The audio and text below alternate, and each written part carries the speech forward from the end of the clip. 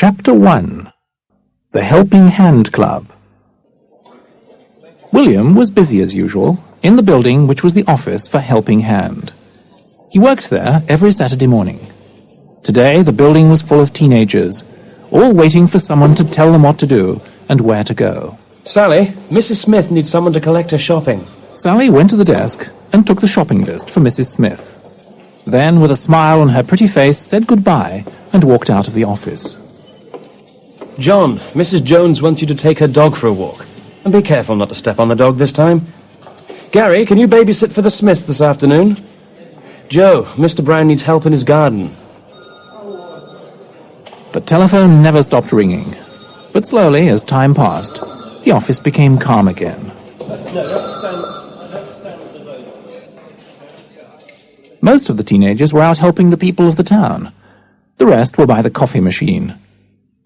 Someone switched on the cassette player, and William sat in his chair more comfortably and closed his eyes.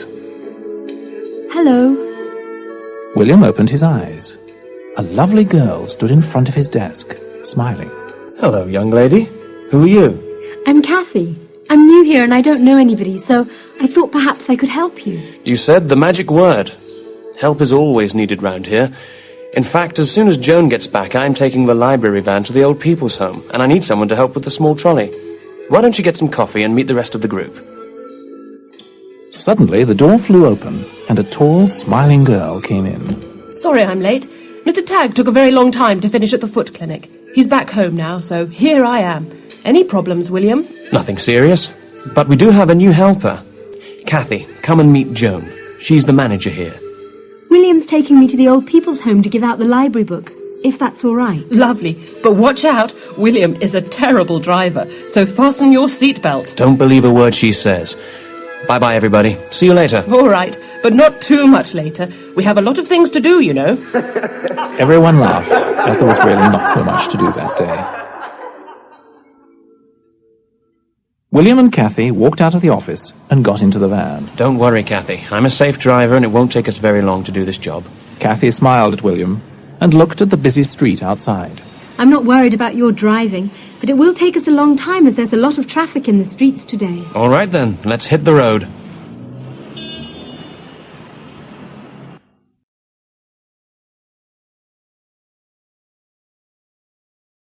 Chapter 2.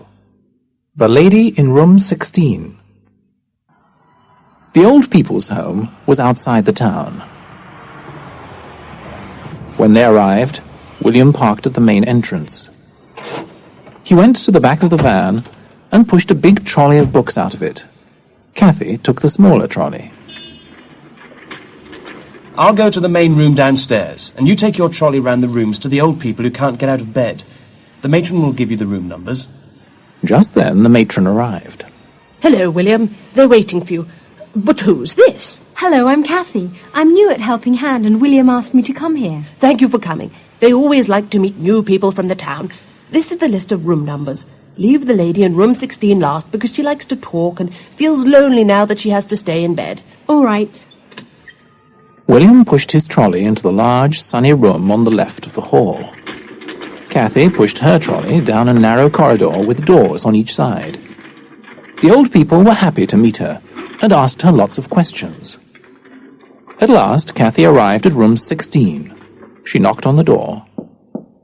And when a gentle voice called, Come in. Kathy opened the door and pushed the trolley into a pretty room, which at that moment was full of sunshine. An old lady with bright blue eyes behind round metal-framed glasses was lying in bed. Her hair was soft and white, shining in the sunlight. She smiled at Kathy. Kathy smiled back at her. Good afternoon. My name's Kathy Watson and I'm working at Helping Hand. I brought you some books. Do you want one? I am Miss Emily. Nice to meet you. May I ask how old you are, Kathy? I'm 19. Now come here and let me look at you. Yes, you do remind me of a girl I knew long ago. She was very pretty too, but enough of that. Please come and sit down on this stool beside me, as I have many things to tell you. and there is very little time left. Cathy sat down beside the old lady. She felt calm and peaceful, but curious too. The old lady began to speak softly. I am very old now, but when I was young I went to work in a big house. I worked in the basement doing the washing and ironing. Lord Hampton, the young master, lived alone, but many rich friends came to visit him, and his parties were famous in the town. Hampton House was beautiful then. Bright lights shone in all the rooms. They made the wood on the furniture shine and the silver sparkle. The carpets were so thick your feet disappeared inside the wool when you walked on them. I was lucky. The cook let me have some food after Lord Hampton's meals came back to the kitchen, but his other servants were often cold and hungry. How terrible! Oh, Lord Hampton wasn't a bad man. He just thought servants... No, he didn't think about servants at all. Rich people and his work, that was all he thought about. Do people still work there? Cleaners, gardeners, and maybe the young people from Helping Hands sometimes? No, the house is old and needs lots of repairs. Nobody ever goes there now. And Lord Hampton? There was no answer from Miss Emily. Her eyes were shut, and there was a smile on her lips. The kind of smile children have when they are keeping a secret, thought Cathy. Do you want a book to read? No, thank you. Come and visit me again another day, Cathy. Cathy stood up and quietly pushed the trolley to the door. She opened it, went out of the room, and back into the narrow corridor. What took you so long? Miss Emily. She told me about the days when she was young. Who's Miss Emily? The lady in room 16. The one you told me to leave last. But the lady in room 16 is called Karen Black. That's strange. Maybe I got the name wrong. Come on then, we have to get back to work. Back at Helping Hand, Joan asked Cathy to answer the telephone for a few hours. William left to help Mr. Fisher paint his house. At 2 o'clock, everyone returned to the office. Joan gave each of them a brown envelope with their name on the front. Joan gave Cathy an envelope too. Inside, there was a £5 note. Oh, what's this? You didn't think you worked today for nothing? Yes, I did. Joan started Helping Hands so the young people who don't have much money could find work, and at the same time help people who can't do things by themselves. You see, we help the townspeople and they help us. Then everyone is happy. Do you want to come to the dance here tonight? Oh, I didn't see any notices about a dance. How do you know there's going to be a dance here tonight, William? There's a dance here every Saturday night for the people from Helping Hand and any other young people who want to come. It's fun, and you'll meet new people. So will you come to the dance? Okay then, I'll come. Thank you for asking me, William. See you at 8 o'clock outside the office then.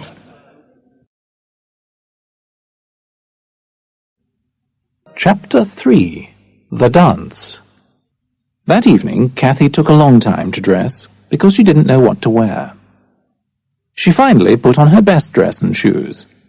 Then she brushed her shoulder-length fair hair until it shone. A last look in the mirror showed a slim girl with happy brown eyes, her oval face framed by soft curls. William stood at the end of the road and waited. When he saw Cathy, he hurried to meet her. Hello again. Ready to go? Yes, let's go. Together they went into the building. It was full of young people. Some girls were in miniskirts and t-shirts, others in long, bright dresses. Most of the young men wore jeans, t-shirts and leather jackets. Everyone wanted to enjoy themselves. William greeted his friends, then invited Cathy to dance the moment the music started. They danced nicely together. And when the music stopped, a girl with soft brown hair and shining brown eyes came near them. This is Sue. Sue, say hello to Cathy. Hello, Cathy. Nice to meet you. Come and meet the rest of the crowd. Just then, a tall young man came forward. He held his glasses in one hand and a handkerchief in the other. This is John. He always cleans his glasses when he's thinking. He's terribly clever, so he cleans his glasses a lot. My hair falls across one eye when I'm angry. She looked into his kind green eyes, and didn't believe he could ever actually get angry. Here comes Pam. You hear her before you see her, because she's always laughing. Are you talking about me? Yes. I hope it was something nice. As she smiled, her grey eyes shone. A young man went near her. Hello, my name's Adam.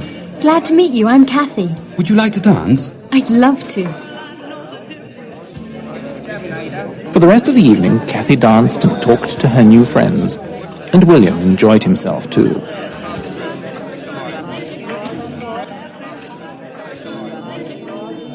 Last dance. My dance. William led Kathy to the dance floor. And as they were dancing, Kathy took a look at her face in a mirror. Her cheeks were pink, and her eyes were shining. After the dance was over, William and Kathy went home, walking through the streets of the town, which were now quiet. See you tomorrow then, Kathy. See you tomorrow, William. Bye-bye. Every Saturday, Kathy and William worked at Helping Hand. Kathy enjoyed doing the odd jobs around town. She even sang for a pop group because their singer was sick. And then she had to serve drinks and food to the guests at a garden party. But the name of the house was Pine Lodge, not Hampton House, as she had hoped. One Saturday, she and William helped Mr. Jones build a fish pond in his garden. As it was a very hot day, they decided to jump into the pond to cool off a little after so much hard work. Mr. Jones looked at them and said that he would have to put the fish in the pond the next day. On days when there was no work to do, they played Monopoly and Scrabble and had a lot of fun together. William also taught Kathy to cycle. One day, Joan asked Kathy and William to take the van to the old people's home. Kathy visited the rooms on the matron's list. Number 16 was not on the list. Where's the lady from room 16? She's gone away. By the way, I found an envelope with your name on it left on the floor of room 16. Here it is. Kathy opened the envelope and took out the piece of paper inside. Visit Hampton was all it said. She put the paper in her pocket. Was she a friend of yours? No, but I liked her. Then, as there was nothing else to do in the old people's home, Kathy followed William out to the van. Chapter 4. The Accident. Autumn turned to winter. In the regular Saturday morning meeting, Joan clapped her hands and asked everyone to be quiet. Everyone stopped talking and looked at her. The council is going to pull this place down, so we have 1 month to find a new meeting place. Has anyone got any ideas? The room was silent. Well, if we want to keep Helping Hand, we must find a place for our office. So get onto your bicycles or motorbikes and start looking. This is your chance to ride your bicycle out in the countryside. Kathy had an old bicycle she'd bought from a friend at Helping Hand. At the moment, the bicycle was at the bike shop. William's friend George wanted to mend the brakes before Kathy went out onto the busy roads. We'll go on Sunday. We can join the others and have a picnic. Kathy got up early on Sunday morning and walked to the shop to collect her bicycle.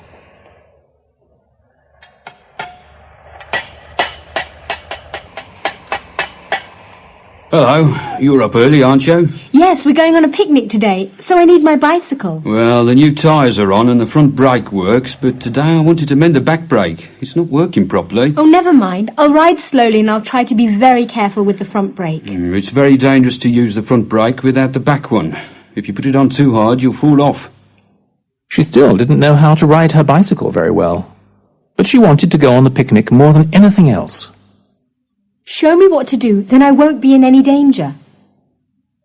George got onto the bicycle and rode round Kathy. Then he put on the front brake. The back wheel of the bicycle moved to the side, and George nearly fell off. Now you see what can happen? He pushed the bike over to where Kathy stood. Yes. Now you try, but this time use the front brake gently. Kathy rode slowly around George, then gently put on the front brake. The bicycle slowed, then stopped. That's it. But remember, you have no back brake. Your bicycle is dangerous. Thank you, George. And don't worry, I really will be very careful. That must be William and the others. Well, have a good time and bring your bicycle back here tonight, so then I can fix it properly. Goodbye, and don't worry. She got on her bicycle and went to meet the others. They all started cycling together towards the countryside. Is everything all right? No problem. At the end of the road there was a hill. They all cycled slowly up that hill, and Cathy pedalled harder to catch up with them. At last they got to the top. Who wants to race me down the hill? They started going down the hill. They were going faster and faster, and William was singing loudly. This is like flying! Cathy's bicycle zoomed down the hill. Suddenly, Cathy saw a crossroads at the bottom of the hill. A lorry was coming slowly from a side road, moving into the main road. Gently, Cathy put on the front brake of her bicycle. But it just slowed a little. It didn't stop. Put your brakes on, Cathy! I can't! William, help! Oh my God! Cathy froze with fear. She saw the look of horror on the lorry driver's face just before she crashed into the side of his lorry. Then, for a moment, everything went black.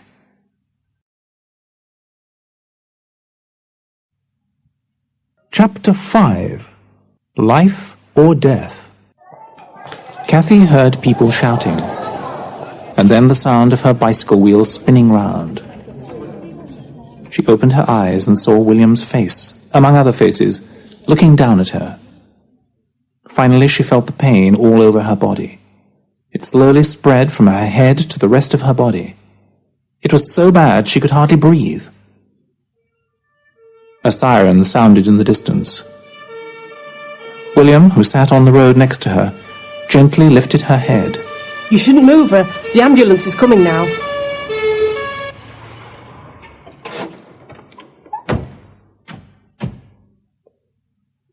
This is a bad one.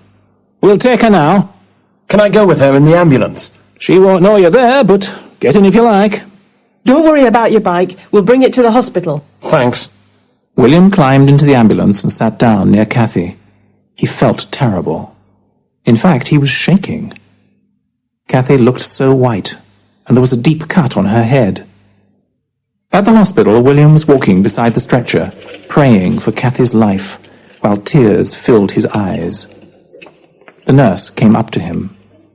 Wait here, please. Will she be all right? I'm sure she will. You should drink a cup of sweet coffee. It's good for shock. You look terrible.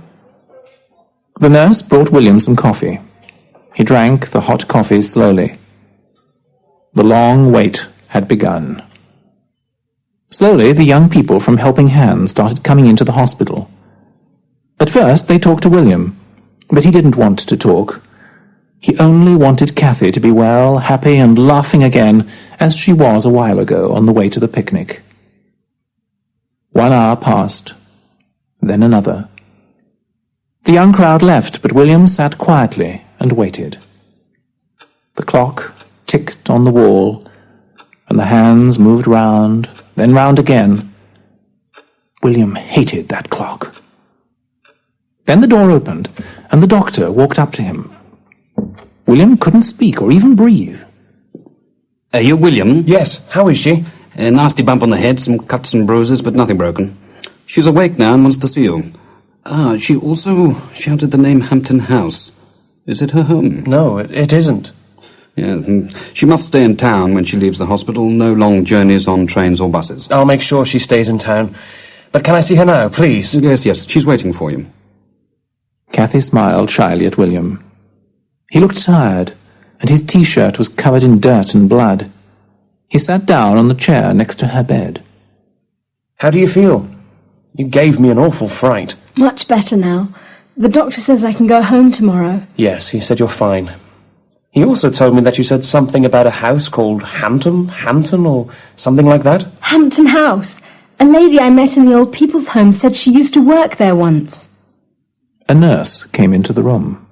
It's time you went, young man. Come again tomorrow and take her home. Good night, Cathy. See you tomorrow. Good night, and thank you, William. Kathy relaxed and closed her eyes. She thought about the old lady's story. Who was the old woman? Why did she tell me about her past? She seemed to know me, but I had never seen her before. Rich masters with lots of servants have not been around for a long time, and the old lady looked so old. This Lord Hampton, can he still be in that house? Why did she give me the invitation? Oh, it's the bump on my head that makes me feel confused. The man must be over 100 years old. The house is probably empty. With this last thought, Kathy felt very calm. When the nurse opened the door a few moments later, she was pleased to see that Kathy was asleep. Chapter 6. Hampton House. For the next few days, Kathy stayed quietly at home. In the evenings, people came to visit her and told her about the search for a new meeting place. Everyone in the town was helpful, offering their garages, garden sheds, or even their spare rooms. But none of the places were any good as an office for Helping Hand. That's it then. Helping Hand will have to close. What about Hampton House? An old lady at the old people's home was telling me about it. Maybe it's just what we need for an office, as it's been empty for years. It's worth a try. You never know. 2 days later, William found some information about the house. He told Kathy that it was near the old people's home. He had checked on an old map of the town and found out where it was. We're going there this afternoon. Do you want to come, Kathy? Of course! You can't leave me behind. It was a warm afternoon. Kathy sat behind William on his motorbike and waved to the crowd from Helping Hand. They wanted to come and look round the old house too. After a long ride, they finally saw its old wall with tall iron gates in the middle of it. Some energetic young people climbed up onto the high wall, while others looked in through the gate. Kathy saw a wild garden with old trees covered in ivy. The house was exactly as she had imagined it, except the roof had fallen in. The windows were covered in dirt and dust, and they were cracked from the stones children had thrown at them for fun. It's falling down. What do you think, Sue? It does look dangerous. Where are you going, Adam? I'm going to have a look round. Adam jumped off the top of the wall into the garden. Everyone watched in fear as he tried to walk across the wild garden to the house. Suddenly, he came back to the wall and climbed quickly over it to the road. Snakes! The garden is full of snakes. That's it then. We can't use the old house. I'm not afraid of snakes. Before anyone could stop her, Kathy climbed up to the top of the wall and jumped down. Carefully, she walked across the garden to the heavy wooden front door. She bent down and cleared the stones and earth from the bottom. Then she slowly turned the big brass handle to open it. The door opened just enough for Kathy to get inside. Then it closed behind her. Kathy was in a large room. The walls were cracked and peeling. The ceiling hung down in places and the floor was covered in dust. The few floorboards that showed looked worm-eaten and dangerous.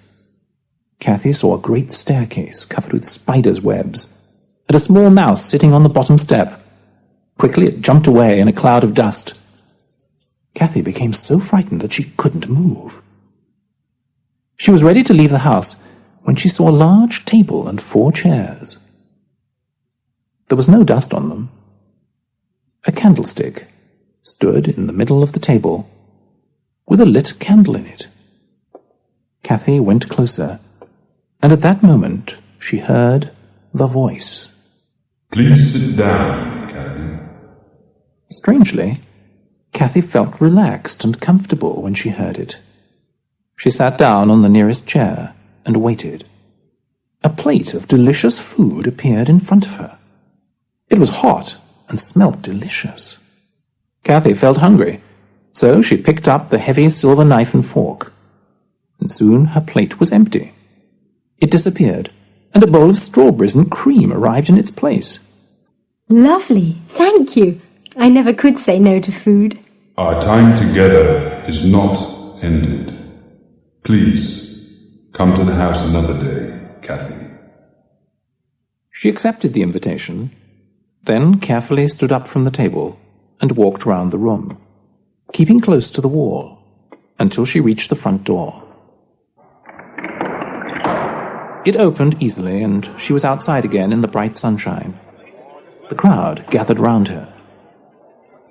What happened? Is the house any good for our meetings? Why did you stay in there so long? Kathy told them about the clean table and chairs, about the lovely meal, and about the voice. She saw the way they looked at each other, and she knew they didn't believe her. Come on, Kathy. It seems the bump on your head is more serious than we thought. If there's free food inside, I'll go next time.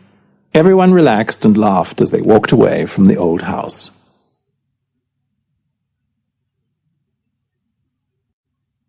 Chapter 7. The Investigation. Kathy woke up the next morning and saw that it was raining when she looked out of her bedroom window. She ran downstairs and across the road to William's house. Are you going to the old house today? Yes, I'm going with John and some of the others. But you can come too if you like. Yes, I do want to come with you. The old house looked more frightening than before. It was difficult for William and John to climb the wall because it was wet and slippery. Kathy waited at the gate and watched them walk across the garden. They went to the front door and together they pushed hard, but it wouldn't open. Then they walked to the side of the house looking for a window to climb through. William looked for a rock to break the glass, and John climbed into the house first. It was cold and dark. There was dust everywhere and mice ran across the room. The hole in the roof let the rain in onto the ruined floor. The wind made strange sounds too.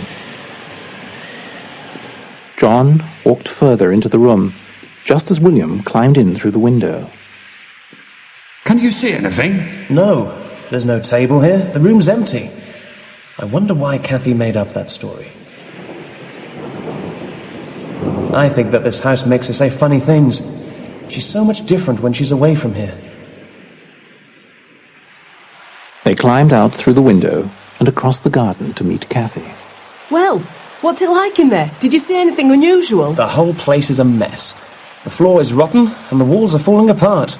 The roof, as you can see, is ruined. Did you hear the voice or see the table and chairs? There was no table or chairs either. There's nothing in there. Kathy just made the whole thing up. Don't ask me why. Without waiting for Kathy, he started the motorbike and rode away down the road. The others stared at her, then walked away from her and got onto their bicycles. Kathy was now alone outside the old house. Slowly and carefully she climbed the wet wall and got into the garden. She walked up to the front door, turned the doorknob and stepped inside. The room smelled damp. The table and chairs were not in the room. Kathy was ready to leave when she suddenly saw 2 armchairs on either side of the fireplace. There was a small table beside one of them. Kathy walked slowly across the room. She reached the back of the chairs and looked to see if anyone was sitting in one of them. She was really scared as she did so. But fortunately, both the chairs were empty. Suddenly, a gentle wind came into the room and made the old, torn curtains move. She turned round and called to the empty room. Please let me see your face, Lord Hampton. There was no answer. The room was silent, and Kathy, even more scared now, stood quietly beside the empty chairs. After a long silence which made Kathy more nervous, the voice spoke again. Kathy looked towards the sound, but she could see nothing. Please sit down, Kathy, and make yourself comfortable. She sat in front of the brightly burning fire and waited. She forgot about William and the others at Helping Hand. I have a gift for you. There's a box on the table next to you. Do open it. Cathy carefully opened the box. Inside there was a small diamond heart on a chain. Put it on. Then I must explain why the heart belongs to you. Cathy put the chain over her head. Then she sat quietly and waited. The voice echoed round the room as the story began.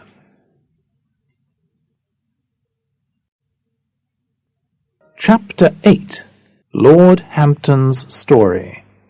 When I was very young, I lived in a village where the people were very poor. I worked on a farm picking fruit and planting vegetables. Every day at lunchtime, a young girl brought me fresh bread and some cheese to eat. She was a very pretty girl, and she wore a beautiful diamond heart round her neck. This jewel was so pretty that I could not stop thinking about it. Late one night, I went to her house, sneaked in and stole the diamond heart, which was beside her on a pillow. The next morning, I left the village. I sold the diamond heart, and I used the money to buy clothes. Then I went to work for a rich old man.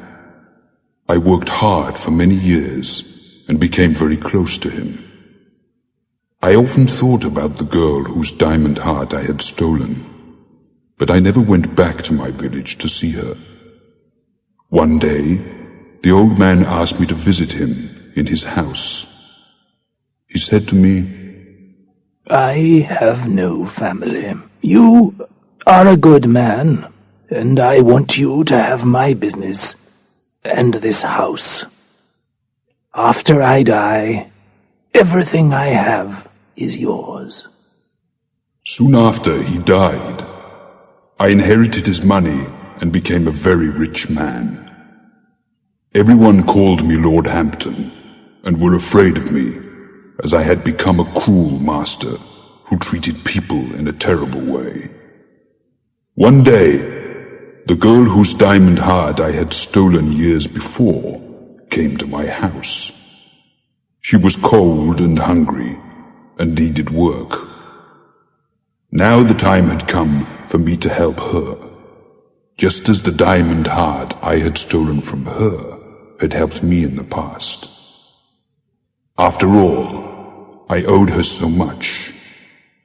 But instead, when I saw that she did not recognize me in my fine new clothes, my cruel self made me send her down to the basement, where she had to work long, hard hours. Every day she had to carry water from the well, boil it in huge pots, and then wash my clothes in it. Then she had to hang them outside to dry and press them with the heavy iron. She worked hard all day for a bowl of soup and a piece of dry bread. Then, exhausted, she slept on the wet floor for a few hours. The only person that gave her some happiness was a kind young man who finally married her. When this happened, I felt sad for some time, because I had memories from the time we were both young and poor, and she cared for me so much. But my sadness quickly went away. What did I want from a poor, miserable girl? My house was beautiful. I had many rich friends, and there was always good food on my table. So you can imagine my surprise when years later, when I was an old man, the girl came to me in a dream and said, "Many of your servants have died of cold and hunger. The ones who lived to be old were sent away when they could not work any more, and they too died of hunger. Now you must suffer before you can find peace. You will know when the time has come, because a young girl will come to your house. If she eats at your table, and you speak to her honestly of your past cruelty and selfishness, then you will be free to leave this house and find peace.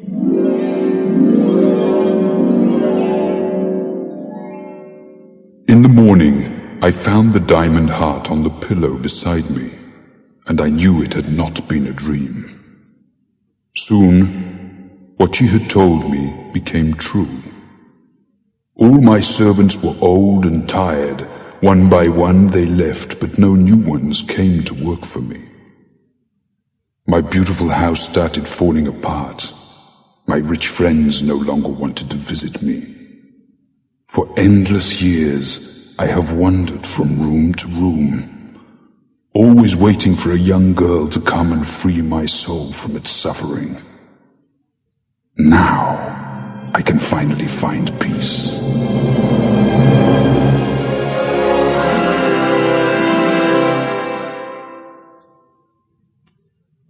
There was a long sigh after the voice stopped speaking. Cathy felt cold and lonely as she stood in the middle of the empty room. Suddenly, the fire went out. Don't leave me here alone! Cathy cried, but there was no answer. She walked slowly across the dark room to the front door. There she turned and looked once more at the two chairs beside the fireplace. Then she left the house. It was still raining, and nobody was waiting outside the gates for her. Cathy felt lonely and sad as she walked home.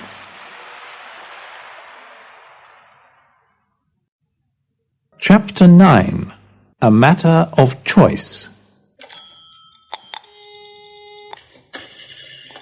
William telephoned Joan early on Friday morning. Hello. Joan, I must speak to you. Why don't you come to the office, William? It's not open today, so we'll have time to talk. William hurried to the office, and after Joan unlocked the door for him, he sat down opposite her in front of the big desk. I need your help. It's about Cathy and the strange happenings at Hampton House.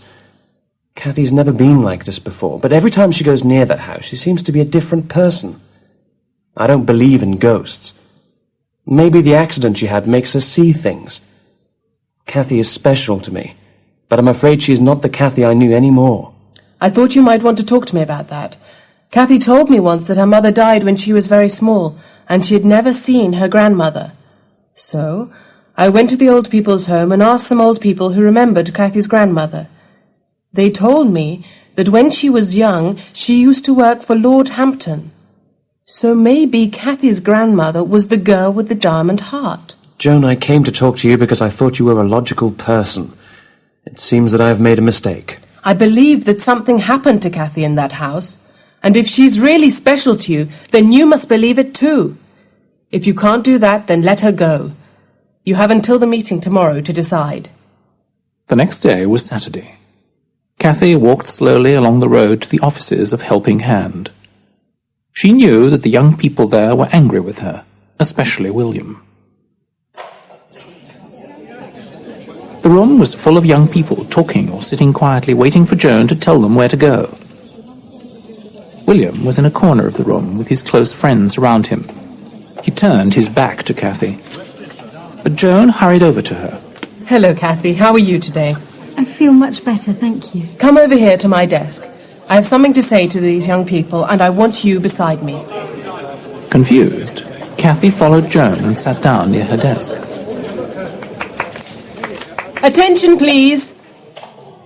As you all know, we haven't found a new office for Helping Hand yet, but we will finally find one. Sadly, I won't be here to help you. I'm moving away from this town, but there are many good people here to take my place. Today you must vote for a new leader. I have chosen 3 people I think will do the job well. William Owen, Sally Brown and John Holt. If you all agree, then please write the name of the person you want as a leader on a piece of paper. Then put your paper in the box on my desk. After everyone had voted, they returned to their jobs. Cathy's job that day was to answer the telephone. When the office was quiet, Joan turned to Cathy. That old house we saw, Hampton House, it's being pulled down today. No! Cathy jumped up from the chair. She ran outside, feeling that she had to visit the old house one more time. Chapter 10. The Final Moments. Cathy could hear the noise before she got to the house. She saw lorries blocking the road outside it, and workmen walking in and out. Then she saw the bulldozers. They were breaking the windows in the wooden balcony. Soon the rest of the roof fell in a cloud of dust. Poor Lord Hampton. Now he'll be in that old house forever. I came too late. Now I can't do anything to help him. The bulldozers were ready to pull down the rest of the house. A moment before they did so, Cathy saw a blinding light rising slowly above the house. For a moment, the house looked the way it did in the past, full of glamour, and then it fell to pieces. Only dust, bricks and stones were left where once the beautiful home of Lord Hampton had stood. Cathy looked at the light shining in the air. It became dimmer as it travelled higher. Then she thought she heard the voice call. Goodbye, Cathy. Goodbye. Have a safe journey, Lord Hampton. Goodbye. Move along, miss. It's dangerous round here. Cathy smiled at the workman. Suddenly, she felt very happy. She did not go back to the Helping Hand office. Nobody telephoned her or came to her home. But Cathy didn't mind. She waited quietly for a message or sign. It came at last through an article on the front page of the local paper, which began with the words, No ghosts in Hampton House. They pulled Hampton House down last Saturday. The house was empty, apart from an old dining room table and 4 chairs buried under weeds and rubbish in the garden. They had obviously been there for many years. In the basement of the house, workmen found 2 armchairs and a small table. That was all that remained of a rich man's property. Helping Hand Club's office is going to be in the new building. We're very pleased, said William Owen, the newly elected leader of Helping Hand. If anyone has any information about the house or its previous owner, please contact the editor of this paper. Telephone 335-3572. Cathy tore the newspaper into small pieces and threw them out of the window. The wind lifted the pieces high into the air. She didn't even look at them. The past was over, and now she was in a hurry to get to the new Helping Hand office. She wanted to see her friends again, but most of all she wanted to see William. Meanwhile, William was reading the same article at home. When he finished, he tore his newspaper into pieces and threw them into the dustbin. Then he took his coat and left. He walked down the road, whistling as he went. Then he saw Mrs. Smith coming out to collect her milk from the doorstep. Good morning, Mrs. Smith. There goes a young man in love. Best of luck, William. It was the day Helping Hand was going to move to the new offices. The old building was full of people who were anxious to help. But it did not take more than a moment for William to realize that Cathy was not there. Suddenly, he felt miserable. He sat in his chair and closed his eyes. She's right, of course. Who would want to be with a selfish person like me? I almost called her a liar, and I wasn't there when she needed me. Are you speaking to me? Cathy! I'm so sorry about what happened. I was selfish and cruel to you, but I promise you'll never be lonely or afraid again. William took Cathy's hands into his and looked into her eyes. She looked back at him. Hampton House was... Forget Hampton House. It's part of the past. Yes, but if we have any future together... if we have a future together... Oh, Cathy, I want that more than anything. But can you forgive me for the way I acted? I will never doubt you again. Of course I will, William. Oh, Cathy, I love you so much. I think that's everything. Sue, with one of the removal men, was looking round to see if everything had been cleared away. She saw William and Cathy holding hands, looking into each other's eyes. Well, you better put those two with the van. It's the only way we'll get them to the new offices. They both turned to look at all the people watching them. William threw his head back and laughed. So did everyone else, their joyful laughter filling the building for the last time.